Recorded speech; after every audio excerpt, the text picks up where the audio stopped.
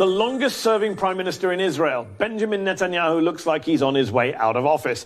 Netanyahu, of course, a hardliner who made racist remarks about Arab voters, faced political scandal after political scandal, and launched 3 bombing campaigns against Gaza, the most recent of which last month killed more than 60 Palestinian children. So anyone who gives a damn about human rights or international law won't be shedding any tears over Bibi's impending departure. But let's be clear. This guy looks set to be his replacement, and in many ways, he makes Netanyahu look like a Boy Scout. Yes, Naftali Bennett, leader of the tiny Yamina party, a multimillionaire ex-software guy, husband to a pastry chef, and son of American immigrants from San Francisco. But Bennett has a long history of anti-Palestinian bigotry and incitement to violence. He once told a Palestinian member of the Israeli parliament on live television, "When you were still swinging from trees, we had a Jewish state here." Charming. When he was told in an Israeli cabinet meeting 8 years ago that you can't just execute Palestinian terror suspects, you have to arrest them first, Israeli paper Yediot Aharonot reported he said, "I've killed lots of Arabs in my life and there's no problem with that." No problem with that. In fact, in 2018, when hundreds of Palestinian protesters were marching to the Gaza-Israel fence, and Bennett was asked if he was willing to allow the army to shoot and kill Palestinian children who managed to breach that fence, he replied, "They are not children, they are terrorists." This is a politician who tried to ban members of an anti-war group of Israeli military veterans from speaking to high school students, who tried to ban a novel about a Muslim-Jewish romance. This is proper far-right, authoritarian, racist messaging. It is. Bennett is so hard-right that for a time he led the Yesha Council, representing Israel's illegal settlements in the occupied West Bank, even though Bennett's not a settler himself. He is a man of faith, though, set to become the first Israeli prime minister to wear a kippah, believe it or not. And there's nothing wrong with that. In my view, being a person of faith is a good thing. But Bennett is a religious nationalist, a theocrat. He believes God gave the Jews all of the land, so it's theirs, and only theirs. Don't take my word for it. It's literally what he told me when I interviewed him back in 2017 on Al Jazeera English. Mehdi, I guess what you need to do is go back and change the Bible.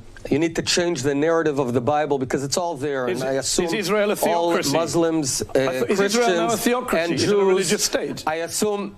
Why are you quoting the Bible to me? I'm quoting the Supreme Christians, Court Muslims, of and your Jews. country. That was undoubtedly one of the stranger interviews I've done with an elected politician. Bennett also has a Trumpian approach to facts. Here he is with my MSNBC colleague Ayman Mohyeldin the other week when asked about a 2-state solution. You have said the idea of establishing a Palestinian state has reached, and I quote, a dead end. If you don't believe in a 2-state solution or full equal rights for Palestinians living under Israeli occupation in the West Bank and East Jerusalem, what should happen to Palestinians under your rule? We're talking about an autonomy. Right now, there is a Palestinian state in Gaza. No honest or serious person believes Gaza is the Palestinian state or has any kind of independence or sovereignty. But this is who he is. Anti-peace, anti-2-state solution. This is a guy whose campaign ad once said, there are certain things that most of us understand will never happen. The Sopranos are not coming back for another season, and there will never be a peace plan with the Palestinians. This is a guy who told the New Yorker in 2013, I will do everything in my power to make sure they never get a state, referring to the Palestinians. So look, if you're a Palestinian in the occupied territories or an Israeli who genuinely believes in peace and equality, Bennett isn't just more of the same, he's worse. Worse even than Netanyahu in many ways. But there is perhaps a silver lining. For years, American liberals, the Democrats, have been able to avoid the issue of the occupation of the Palestinians by just pointing to Israeli leaders, even to Netanyahu, and saying, let's have a peace process. Let's have a 2-state solution. That's what we all believe in. With Bennett, that dodge is no longer possible. The likely next Israeli prime minister does not believe in a Palestinian state, never has. So to America's liberal politicians, I say, what are you going to do about that?